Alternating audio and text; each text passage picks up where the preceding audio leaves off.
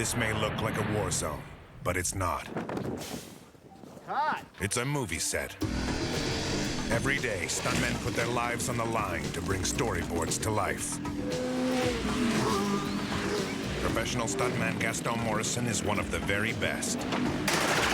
Still, he knows that even the simplest stunt can turn ugly in the blink of an eye. Motorcycles and jump stuff and that kind of thing, that's sort of, it's real tough to stay away from getting injured. For stuntmen, pain and injury are just a part of the job.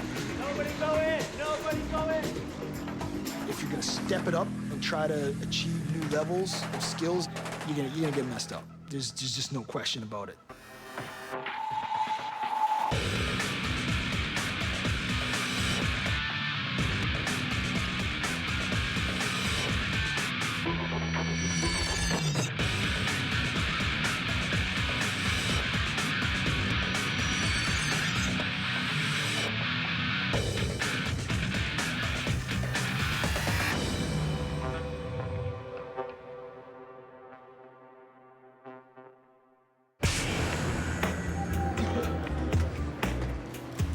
My name is Greg. I am the AD on the show. First of all, I'd like to introduce our director. Come on up here, little guy. I don't think they'll be able to see you. This is Loro Chartrand, the director. This is the set of a horror thriller called Chemical Evil. Prior to that, we'll have the cars dropped in here. We've got a couple of junker cars we're putting in here. That's our barricade for this alley. Professional stuntman Loro Chartrand wrote the script and is now making his directorial debut. Blow off the locks with a little cell phone device thing. I've had this idea for a long time about this serum, if you were injected with it, and it could heal your internal organs. And once you were killed, your internal organs healed and you could keep going. You know, what could we make of that? And it just grew from there. Motorcycle with the one passenger, slide around the corner, little wheelie, and here it comes, open fire. There's a really good story, and it's also set to be probably one of the biggest action horror movies made. To make his movie stand out from all the other horror flicks being produced, Loro is betting on what he knows best, stunts. In fact, when it comes to action, Loro intends to break new ground. On fire, going 60 miles an hour. He wants to make stunts that no one has even tried before. We're always taking chances. I mean, that's obvious. Unnecessary chances, you have to gauge that at the time. Loro has been a stuntman for almost 20 years and is very respected in the film industry. So when he decided to make his first feature film, he had no trouble recruiting some of the best stuntmen around. Well, if we're sort of central on the alley and the camera's over there, that's... We can be in here sort of thing. The first person he called was Gaston Morrison. This former North American kickboxing champion has been a full-time stuntman for over 10 years.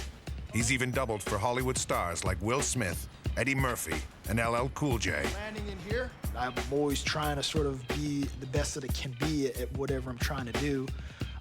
Not that I ever achieved that, but, you know, that's my goal. That's kind of, I'm always sort of in the back of my brain. It's like, I want to be really good at this, you know? So, I don't know, I try. Also in for the duration is Jonathan Kralt. His nickname, Johnny Crash, says it all. He's another really, really talented guy that, again, trains, focuses. This is his life. This is what he wanted to do. This is what he's doing. I guess you could say I'm an adrenaline junkie. Even though it's barely 8 a.m., the adrenaline is about to flow for Johnny Crash and Gaston. For their first stunt of the day, they're scheduled to perform a bike jump off a very steep and slippery hill. The two bikes will jump off separate ramps placed on top of the hill. That's looking pretty good. Hitting those ramps at full speed, they will literally take off. They look pretty good? Yeah, they feel good. We're just gonna cheat the ramps as far as forward as we can, of course. Yeah. Once we get camera guests in there, we'll see when they don't see them.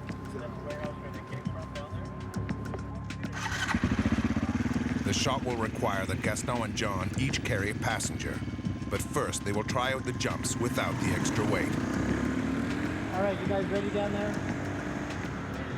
The guy over on camera left is going to come off first, and then he'll come second so that he can see him and the Jeep on his helmet cam. And it's away from your camera. Okay. I'd like to see them both leave, and then if we just stay on the last one as they go by. All right, lock it up. All right, here we go. And action, Nathan. For Gaston, bike jumps are normally exciting, but can sometimes turn sour. In 2002, on the set of the movie Rollerball, he almost lost his life. As I went up the one ramp, I get up in the air, and I'm thinking this is the shot where they're looking at me, and they're gonna see the bike. They're gonna see the bike come up into the frame, and it's gonna be a good shot because I see the bike floating in the air. I said, I gotta give him a little extra air. So I said, guys, be ready. I'm gonna give you a little extra air on this. So as I get up in the air, I'm like, this is too much air. I can see anything. I had no reference. It was like pitch black. It was like I might as well put a blindfold on and I plucked my eyeballs out because I could not see anything at all. And I'm just thinking, this is it. I'm done. This is dumb. This is insane. I can't see it. I don't know when I'm gonna land. And as I'm thinking all these stupid thoughts going through my head, bam, the bike comes up and just, it's like the bike attacked me. It's like, it just comes right up on me and my legs are falling off, my arms flailed off one side of them, and I'm barely hanging onto the bike. And all the crews along the side of the bridge, and they're watching, they're like, this guy's gonna die. That's what I'm talking about. Yeah, that was good. Yeah, Dude, that was really nice. That's the money. Yeah. That last jump was a good rehearsal, but they're still missing an important piece of the puzzle. In the movie's script, the bikes are trying to catch up to an old Jeep. But in reality, the Jeep will be going much slower than the bikes. If they come in too hot or off their marks, they could crash into the slower-going Jeep. Paramedics are here. Paramedics? Right here. Brightest jacket around. There you go. We're here just in case. I mean, everything's planned out, but if there's a problem, that's why we're here. And we're one of the groups on the set that they don't want to see used. When you get to the bottom as well, just make sure you I'm going to clear stay out of straight. there. I'm going to clear down so that you guys can have a spot to go. Actually, guess what? Practice is over. It's now time for the real thing. Gaston and John put on their crash gear while their passengers get ready for a wild ride. Just hang on, just be at one with you. That's what we're doing. The Jeep's driver, stuntman Mike Dopa, triple checks with John to make sure that things are perfectly choreographed. But I'm just going to go right through the intersection. I won't slow down until I get through the intersection. Cool. So that gives you guys, and I'm going to stay in the middle so that you guys, if you do come up on me, you just stay to your side. Perfect. All right. He's not going to be able to go near as fast as we can, so the thing we got to make sure is we don't catch up to him in the air or anything, you know what I mean? So, happiness? All right. A slight drizzle is falling, making the ramps in the road even more slippery. Is that all right? That's good. Well, we'll get some more. Give me what you can give me. Yep. No, it's looking sweet. Yeah. All right. You good for what, number one? Yes. Guys, we're ready. In stuntman jargon, going to number one means they're headed to their initial position before the stunt.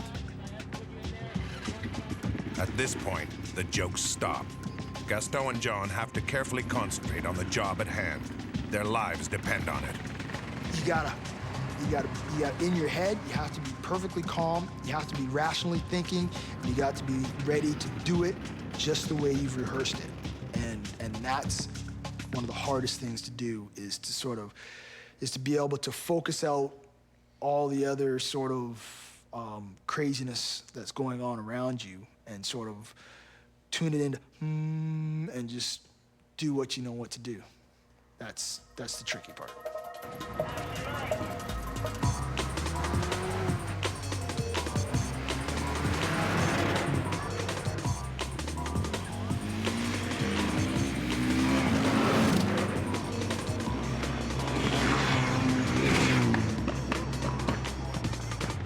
Hitting the ramps at close to 50 miles an hour, stuntmen Gaston Morrison and Jonathan Kralt pull it off perfectly.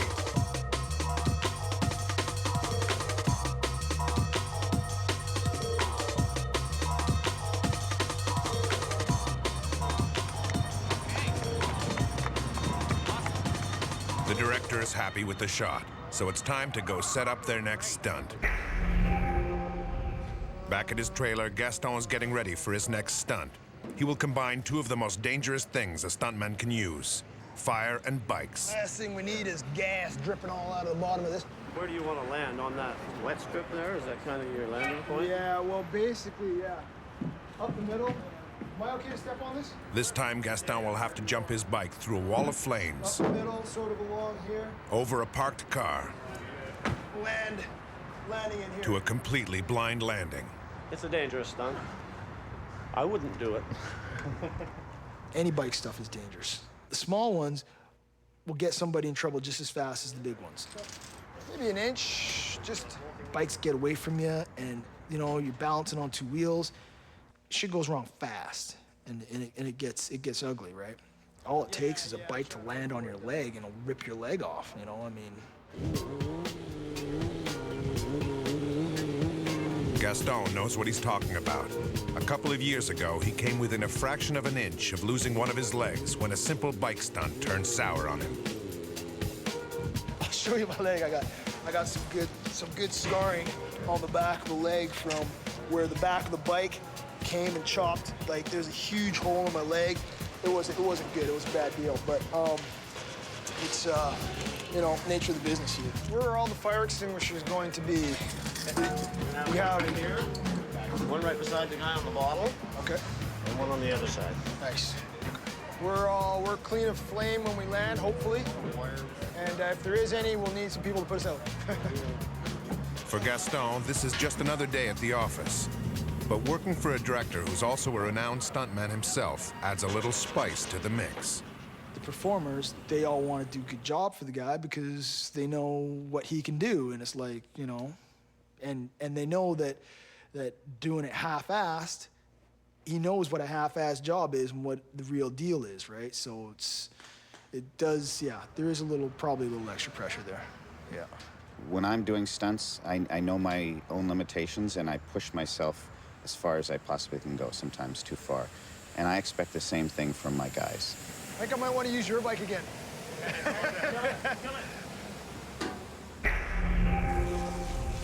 The setup is ready. It's time for Gaston and stuntwoman Kimberly Chang to get ready. Use it for me? Yes. Brilliant. Throw them on. I'll be right back. Is there any gunfire going on through this? Who's firing and who's... My passenger's firing. Firing, like and basically in the air? probably in the air when we pass through the flames. All right. Do you want to try a couple of jumps without fire before we get into the fire? I'd love to. Yeah. Trying it out first without the flames will let them get a feel for the ramp and also see where they will be landing. Are you good?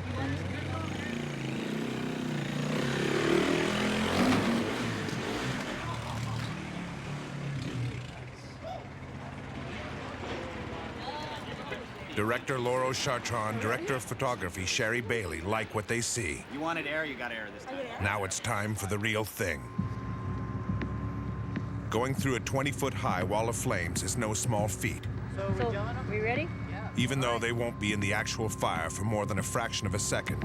The extreme heat could severely burn them. Oh, yeah, you love this, don't you? Gas. Oh, it's ice cold.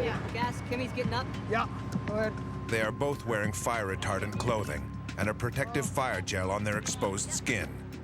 The gel should protect them from direct flame contact, but either way, they'll feel the heat. The cameramen are fine-tuning their equipment. Special effects are about to go hot. Adrenaline is starting to flow. At the height of the jump, Kimberly will have to pull out an automatic handgun and unload 10 rounds of ammunition in under a second.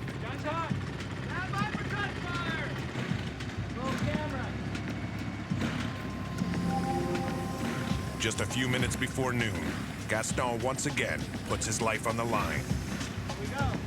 3, 2, 1. Action.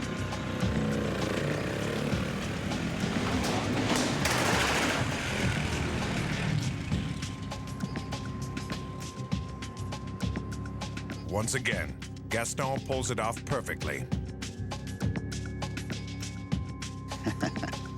He's incredible. He's one of those stunt guys that can do anything, right? Multi-talented. You know, you can throw him in any position, any type of stunt, and you know the guy's going to give you 100%. He's going to pull it off and look like a pro. Get it? I feel warm in there. It's all warm. That's good, man. The gun, she was firing the gun like right from... Yeah, bang. Gaston's skill is impressive, But doing stunts for a living can be unforgiving. Good work, young lady. In the long run, injuries are almost always inevitable.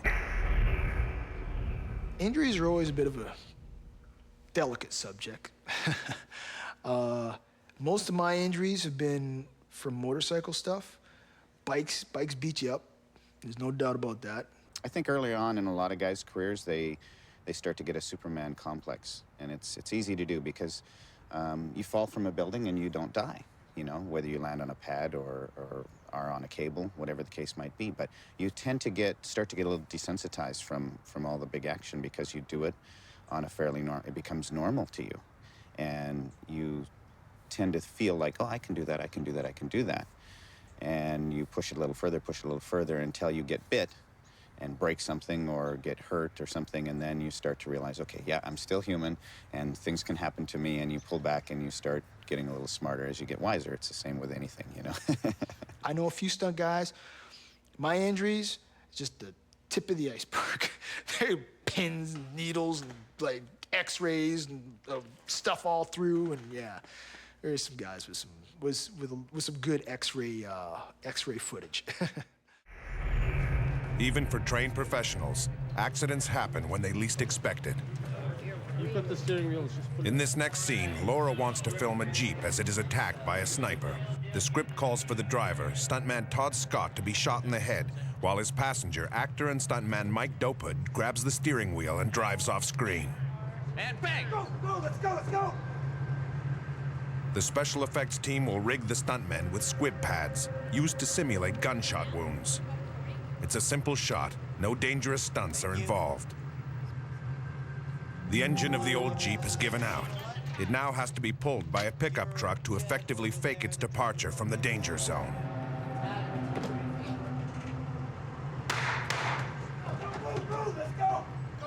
They film the first part of the shot, and everything goes as planned.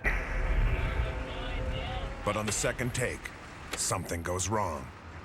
And action. Go. Cut.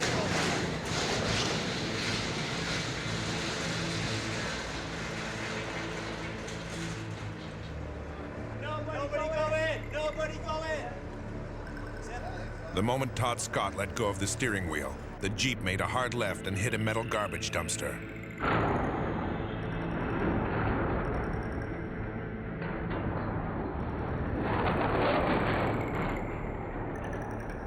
Mike Dopud is ejected on impact, while Todd Scott's head goes straight through the windshield. This was no special effect.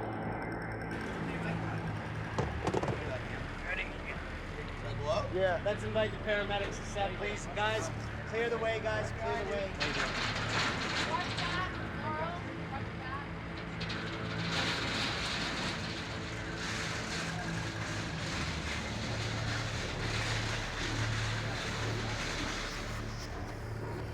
The paramedics take no chances. At this point, it's impossible to tell the fake blood from the real blood.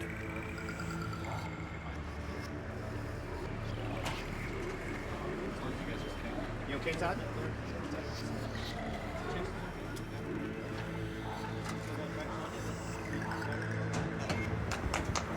All right.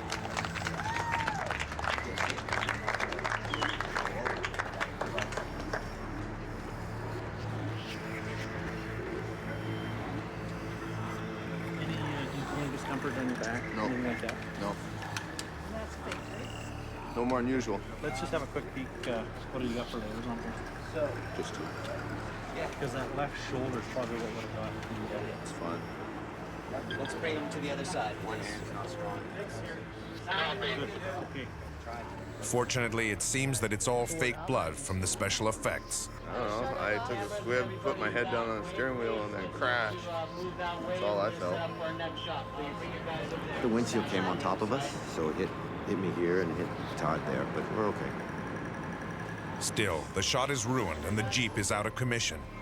First Assistant Greg Fawcett is not a happy man. Everybody will go home for the evening and lick their wounds, but they'll be back tomorrow for another full day of stunts. Even when things don't go according to plan, the show must still go on. Oh, well, that's the thing. That's the challenge of doing these movies, though, is you try to figure out a way to do it now.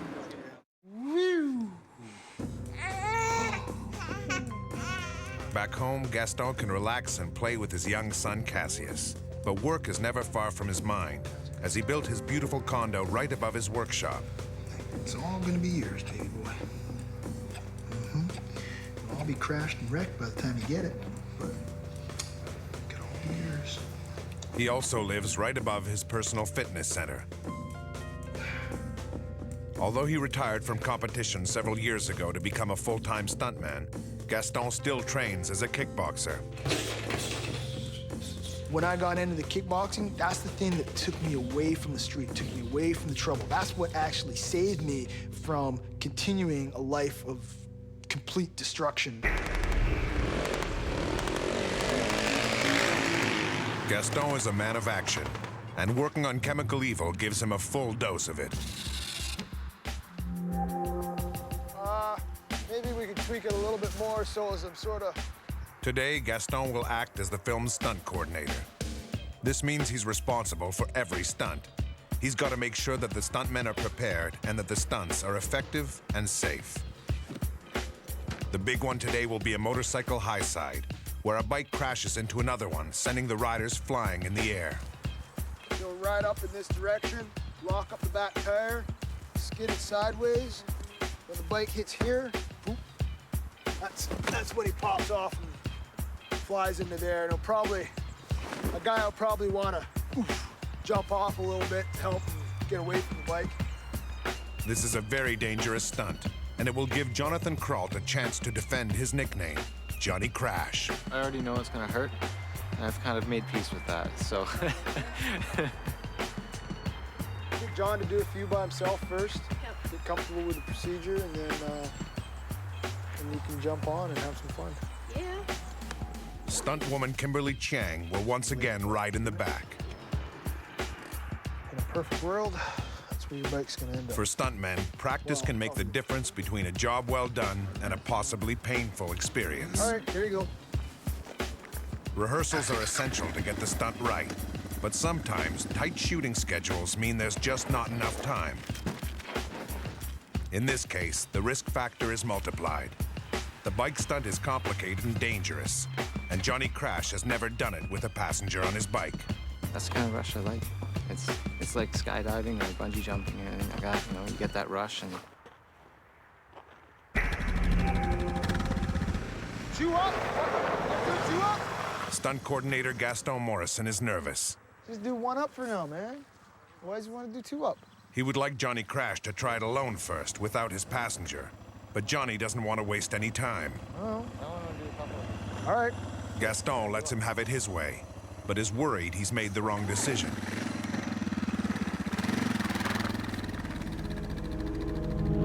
You all set?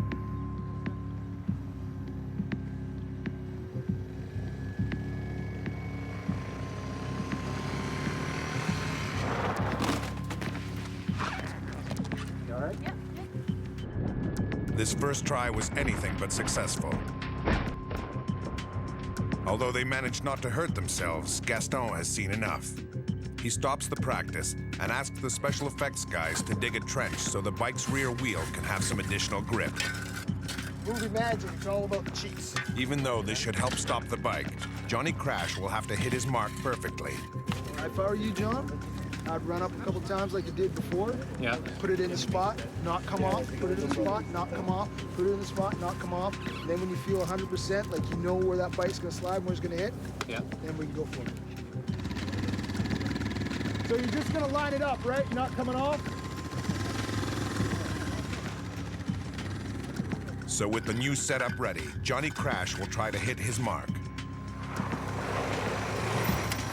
Again. And again. And again. Until he hits it perfectly. Johnny Crash found his mark, so it's time to practice the full stunt. Okay, let's do it. So we are gonna run out of rehearsal time. The clock is ticking, and this practice is taking longer than anticipated, making everyone work just a little bit faster than they should. This is when most accidents happen.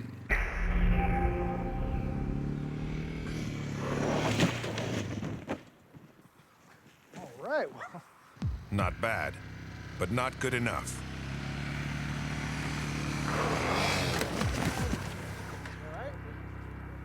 For this stunt to work, Johnny Crash has to hit the downed bike at exactly the right spot so that both driver and passenger can be ejected over the bike.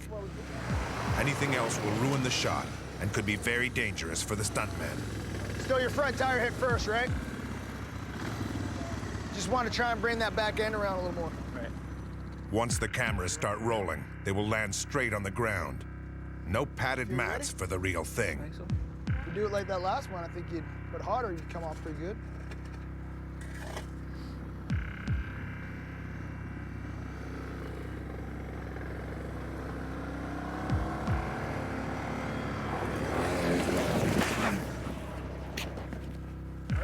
Yeah. Johnny still needs to practice, but time is running out. Come on right down, because we're moving on to that next.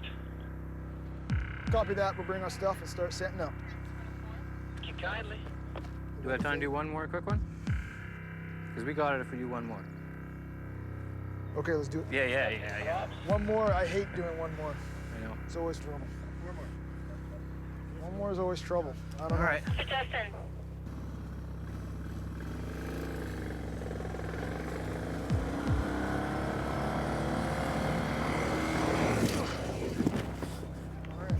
After practicing this difficult stunt more than a dozen times, Johnny Crash still gets pinned under his bike.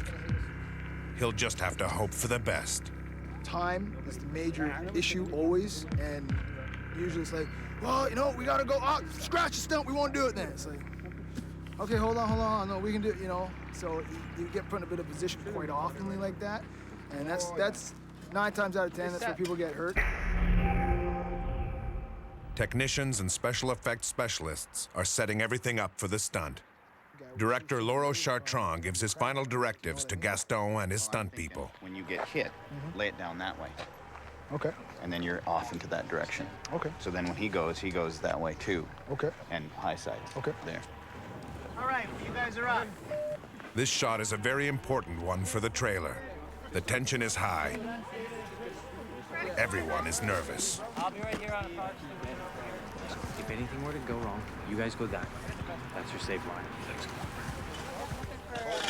Everything is resting on Johnny Crash's shoulders. The 31-year-old stuntman knows that successfully completing this stunt will boost his career.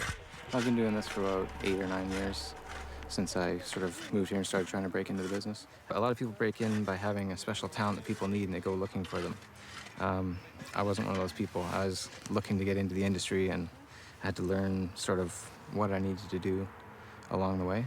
Jonathan Kralt, this is his life. This is what he wanted to do. This is what he's doing. And another guy where you don't, you know, you can say to him, John, I want you to fall off here. I want you to jump your bike from here to here. And he won't like, well, I don't know. And, you know, he'll tell you exactly. He won't hum and haw. He'll just say, well, this is what I need to get it done. This is how I can do it, you know. It's just no nonsense. I like guys that are straight, you know, and you don't have to worry about it. You ready, John? So, you guys are launching, right? Yep. Pushing off a bit? Yep. Okay, give me some air. Yep. All right. Looking, have a good ride. Cameras ready? Here we go, locked up all around, and roll cameras. Rolling. Coming in at twice the speed he practiced at, Johnny Crash flies in head first, zoomed in on Gaston's crashed bike.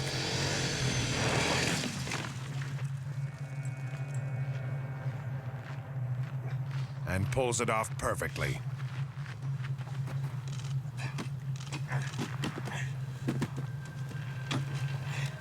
While both the rider and his passenger lie supposedly unconscious on the ground, the hero grabs the bike and escapes. Cut!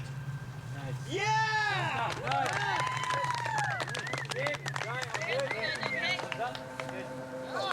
Sorry, get you on the hand. Oh, hit the camera? That's the most reserved launch I've seen in a while. Checking the game. Everyone is ecstatic. Sweet one, Crash. Sweet one, bud. Johnny Crash and Kimberly Chang did a perfect stunt, and no one got hurt. Yeah, Director Loro Chartrand couldn't ask for anything better. Picture perfect, you know. That's the way I envisioned it. That's the way they did it. And then You know, these guys know what I'm looking for. They're of the same caliber.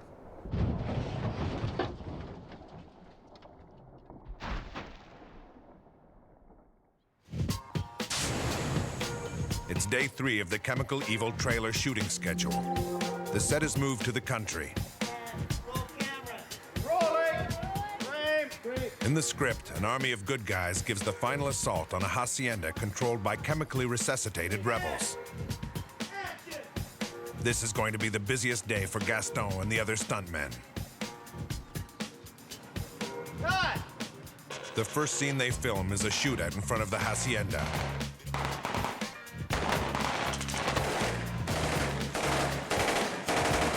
Over 20 men will be firing automatic weapons of all gauges and sizes. Although they will only be firing blanks, security around the guns is almost obsessive. And the most cautious of them all is director Loro Chartrand. He found out the hard way how dangerous blanks can be. This is what can happen. Things can go in here and you can end up with a zipper. Blanks are very powerful. They're full of gunpowder. There's no bullet, but they're full of gunpowder. So it's an explosion that's going on in the gun, and they project anything that might get in the way. So stuff can still come out the barrel, and it can get you in the eye. And what happened to me was, when you have a repeating gun, like a semi-automatic, what makes the shells eject normally is the bullet is going down the barrel and there's back pressure coming, and it ejects the empty shell. Okay? When you don't have real bullets, you have to have something to cause that back pressure to make the empty shell come out. So what they do is they screw a little fitting in there. So if your barrel was this big, it makes it down to this big so that you have back pressure to eject the empty shell. So you still get that effect of bullet or shells flying out, you know, when you see in the movies. So that was what was in the gun when I got shot. And the director at the time wanted a bigger flash, a bigger flame coming out of the gun. So a lot of the proper personnel were sent home. It was late and so on and so forth. So they poured gunpowder down the barrel on top of a full load blank, which made it even stronger. And it stripped the threads on that fitting and it blew it right out like a bullet. So when I was used as an example for many years, stunt coordinators would hire me and say, okay, this is the guy that got shot. This is why we're careful. This is why we won't let the camera guys put their face right there in front of the guns when they're firing, you know. They are real guns. While Loro is directing the shootout scene, a second unit is hard at work preparing for the next stunt. So I don't know if we can do a little pre-explosion. Like a little puff to have them come through the smoke and to obliterate their ends. In this one, 3 men are going to be catapulted into the air when bombs explode around them. Egg test. 150 PSI. To reproduce this effect, they will use a very basic but also very dangerous piece of equipment, the air ram. There's a switch on here, like a little trigger switch, that as soon as they step on it, it compresses it, sends a signal to release a valve to let the air out. It's pretty simple. Simple, but merciless. Yep. Countless stuntmen have been seriously injured by these pneumatic trampolines. Gaston Morrison is one of them. There's a critical spot where you put your foot on the lid that you can ride the lid. So the lid goes up, and if my right arm was my foot, you want to sort of be able to ride that lid and propel yourself up. Well, I didn't step quite deep enough on that lid. I had a long run, and it was a little slick, and it was my own fault. I didn't get my footing perfect when I stepped on that lid. The lid went up, and it put my foot back towards my shin, and my Achilles tendon ruptured. So I haven't gotten back on an air ram yet. I plan to, but I'm still working to get the strength back in the leg as good as it could be. Here, then I'll have another one straight on. Stunt woman Melissa Stubb is the stunt coordinator and second unit director. She is one of the very best in the business and knows what it takes to make a good and safe stunt. Something like that. We'll do some rehearsals and see how far they come. And The special effects team will rig everything up so that this peaceful backyard can look like a war zone. You guys come over about 6 inches this way. This includes planting fake bombs in the ground. The biggest concern is shrapnel, usually. So try and avoid it by putting our own mortar in the ground. There's gonna be a small, probably 1.5 to 2 ounce black powder lifter. which is a black powder wrapped in a cardboard container and tape. To simulate exploding bombs, the FX boys use a mix of black powder and gasoline for the bang and the flames. And they fill their mortar with cardboard, peat moss, and other soft debris to accurately recreate exploding soil. This gives the dirt effect without any rocks. By blowing up their own dirt, they reduce the chance of projecting loose rocks. And this is a flash pack to make sure it lights. Okay, I'd like all the guys to tell me when you're ready to do the test. I'd like all the boys to watch the test. Stand back and Loro and Melissa want to do a test blast to make sure the flames are high enough and wide enough. It will also give the stuntmen an idea of what to expect. Fingers in your ears, everybody. Okay, folks, here we go. And going hot. Going hot. And 3, 2, 1. Cool. Nice. The explosion is spectacular, and with just a little tweaking, it will be perfect for the job at hand. Actually, I like the flame, but I want more dirt. Oh, okay, put I more want dirt. more blackness, more dirt. Oh, do we have any lamp? No, we don't have any lamp black. No. Well, dirty dirt, whatever you got. Well, we can't throw anything in. So. No, I don't mean dirty dirt. I mean, I don't care about the color. But we'll throw more dirt in. Sure. I think that amount of flame looks good in there. I think, and it's nice and high. I'll keep everyone safe, but it's look good. I think that was good. Once again, Jonathan Kralt will be at center stage. He has done several successful air ram stunts before, but he is nervous. These unforgiving machines have ruined too many careers. I've seen so many guys lose their knees and leg muscles to these air rams. I was doing one night with a buddy of mine, and he tore his muscle right here, went off, and his quad ripped totally. He had 2 baseballs in here, so straight to the hospital to stitch it back up and stuff. And you can ask any of these stunt guys, numerous guys have blown their knees on these things, because if you don't hit it just on the right angle, they're just such strong mechanical devices. They'll rip and tear tendons and, All right, guys, let's lock it up. Everybody walk away. Walk away. This is a rehearsal. On your own timing. 3, 2, 1, go.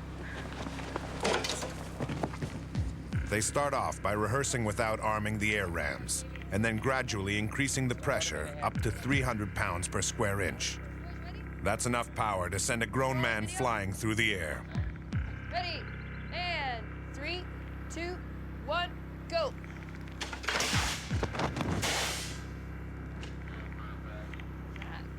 The rams are all set. The effects are hot. It's time for the real thing. John, try not to throw this arm, it looks like you're jumping, right? Try and have both hands and lose it after, your hands can separate after, okay? The stuntmen will be inches from the fireballs, so everyone puts on some fire gel. Ready, and 3, 2, 1, go.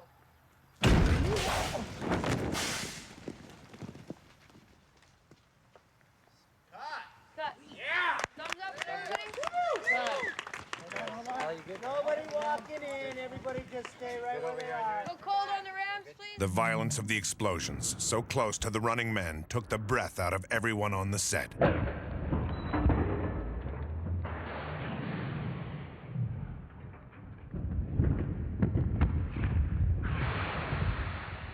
This is what stunts are all about. Hey, John. With his head still reeling from the last stunt, Jonathan Kralt wastes no time and starts to get ready for his next performance. With Gaston and 3 other stuntmen, they will try to perform a world premiere. To have 5 stuntmen simultaneously set on fire from head to toe and firing automatic weapons at the same time. As with every stunt, good preparation is the key to success. For my setup, and I think most everybody else is going to have the similar setup, I've got some of my dry Nomex underwear, which is fire-resistant, fireproof underwear, so you don't get burned, of course. I got a dry set hanging up. I'm going to put that on my skin. Then I've got a set of a fire suit, which is actually a racing suit. It's 3 layers, protects you against fire as well, so you want to sort of layer up. It's all about layering up. I'm going to put that over top. That's going to be dry as well. And we have All our people with our bins, they're gonna put a gel, fire gel, which is another fire retardant that's gonna wet a layer of the Nomex underwear to provide that much more protection. That's gonna go over top of the suit, so now we've got 3 layers, and then we're gonna have our costume that goes over top of that, and we'll put the accelerant. That will be what sets up the flame. This is a shirt that's been treated with fire retardant so that it burns slower, and we want to test our fuel to make sure that this is going to give us a nice and large enough flame. Stunt coordinator Melissa Stubb uses gasoline to soak the shirt. Acetone. And acetone to give it even more punch. Light it. Right in. Flamethrower in. Out. Nope. Okay, put it hit out. her.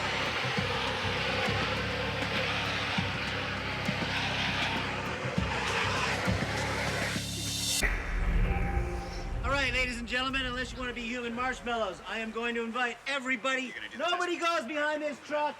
There is explosives being placed there. I would like to invite everybody to the front of the 2.5 now, please.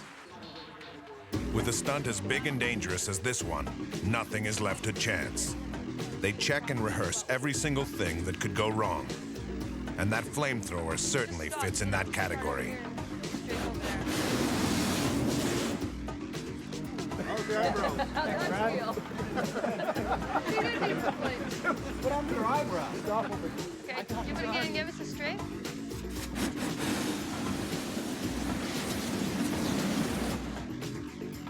When you're getting into that flames, you're linked straight across. So I don't think we have to worry about a back row situation. But I think, yeah, if you're not in the flames, instead of keep marching forward like this, you know, react to the flames and you turn and boom and get into it and just get yourself lit. You know, even if you have to, if the guy next to you is lit, bump into him, you know, reacting to the flames. Does Loro want the zombie walk? No. No. I can tell you right now, that's not what he wants. It's No, just he definitely normal. doesn't. It's definitely normal. You have rigor mortis is not yet set in. Damn. It's almost like you're superhuman. You just, you're aware, you know what's going on. It's time for the final preparations. The tension is getting higher and higher as the time draws near. Full-body fire burns are extremely dangerous and everyone needs to be fully prepared. Any mistake could have serious consequences.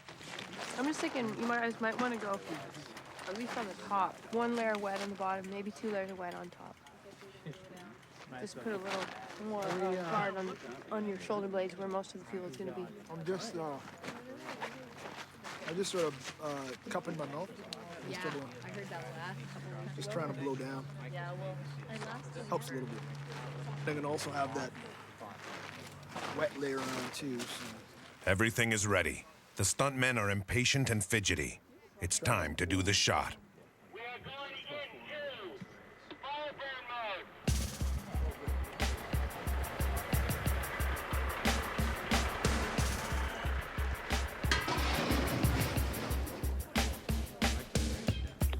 Lovely. It's getting dark. They are running late and the sun is setting.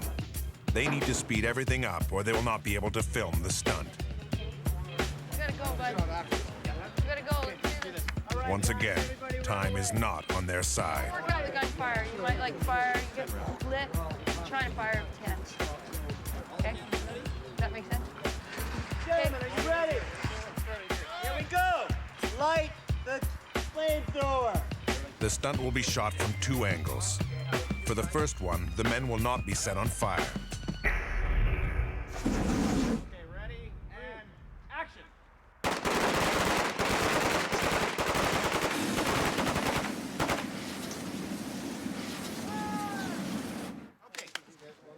You guys, Couldn't get to those guys on the outside. go get your red stuff on.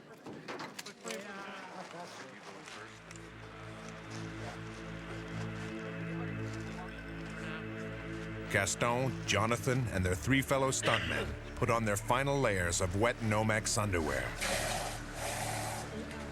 The clothing has been wetted down with fire gel, a water-based gel that is essentially thickened water mixed with oils and other skin moisturizers.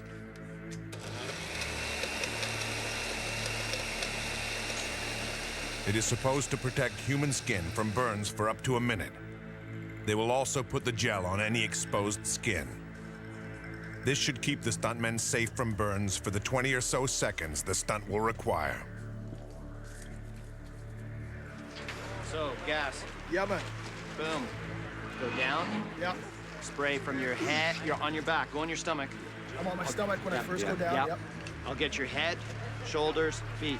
Yep. Flip you over. Yep. Go from your chest down. Okay. Okay? If you're still hot, go over to your stomach. And you're gonna Okay. sort of spray. Yeah. Away from your face on when you go over. Same and on the back. Fire safety team, right here.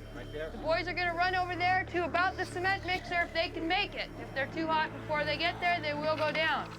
But so you gotta run from here to there to put them out, okay? Once they are set on fire, they will not be able to breathe. Their masks will fog up instantly. Blind and choking, they will still need to follow the script. The director wants them to follow the truck and shoot at it. Their hearing will be their only clue.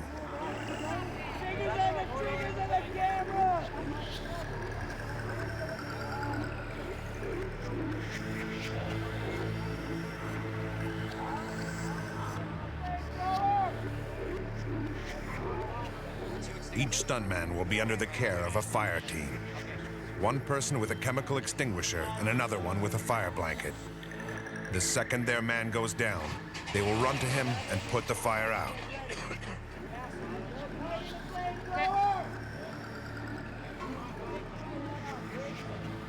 You okay, Chad? You're green. Talk to me. Yeah, ready. Action task. Look at your man, guys. When they go up, they're gonna look all the same. Another source for concern are the guns they're shooting. Gunpowder and fire don't mix very well. If the guns overheat, they could literally explode in their hands. All right, guys, camera's going up. Oh, it's away. Everybody walking away. Get Bill. Okay, roll it. Roll camera. Run away, run away.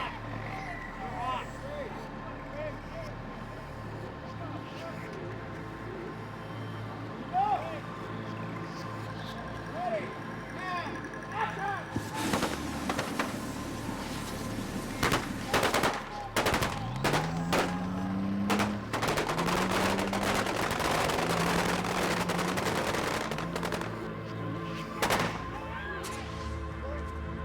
They're basically blind once they're lit up. You know, things can happen. You can get burned, and it's hard to pay attention to all of them at once. If somebody gets in trouble, it's very dangerous. Everybody got their guy? Yeah. Anyone good? All right, count off. Woo! Nice. Looks like a great one. That was nice. Yeah, everything's Worked out well. Gloves. Thank you. Now, you guys gonna put all this stuff back in my bucket? Well, then, yeah, I guess, we'll get it into your bucket. Don't worry, you take care of yourself. Got a little warm at the end, but like no actual heat. Could have definitely gone a lot longer than that. I thought it'd be getting hot right away and you'd feel it. Unbelievably cool. It's all right. Good work. The thing is it's tricky to see. You get hit with the thing. You just kind of got to do what you've rehearsed, right? So get hit with the flame, boom, go down, come back up, walk and fire, and all of a sudden, then you can't see shit. There's flames all flicking all over the place, and I could just barely make out my cement mixer. And I just boom, went down at the cement mixer. There's a lot going on in that shot. Yeah, a lot going on. Yeah. So. And then it's hard to breathe after that. Then it's like, put me out, I gotta breathe. And then it violates every instinct, every being, every atom in the human body. You know, why is your brain gonna do that? Because, you know, something else in your brain says, I can do it and survive. So, you know, it's a weird deal. There's a lot of overriding, talking your angel, devil kind of stuff going on, you know, throughout the whole process. So,